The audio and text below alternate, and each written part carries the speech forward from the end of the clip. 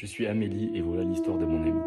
C'est une histoire qui t'est arrivée à une amie qui s'appelle Maëlle. Elle avait 12 ans et elle adorait faire du camping. Un jour, elle et son autre amie qui s'appelait Cléa décidaient d'aller faire du camping sauvage en pleine forêt avec donc le père de Maëlle et les deux grandes sœurs de Maëlle qui sont Fleur et Clémence. Tout se passe bien et tout le monde pose leur tente. Je précise que Maëlle avait un chien, c'était un bulldog et il s'appelait Biscotte. Au milieu de la nuit, Cléa réveille Maëlle en lui chuchotant « T'as entendu les branches qui se cassent, sûrement un sanglier ». Maëlle et Cléa, qui étaient passionnées des animaux, s'approchent de la porte de leur tente pour mieux observer ce qu'elles pensaient être un sanglier. À ce moment-là, elles voient un homme assez grand et qui porte un sweat et capuche noire en train de faire les 100 pas autour des tentes. Cléa prend peur et se met à hurler, à pleurer et à crier « S'il vous plaît, ne faites pas de mal ».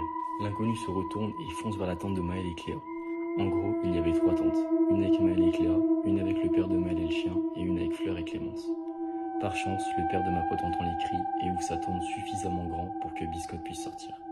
À ce moment-là, l'inconnu n'est qu'à genre même pas 5 cm de la tente de mes amis et Biscotte mord le bras de l'inconnu.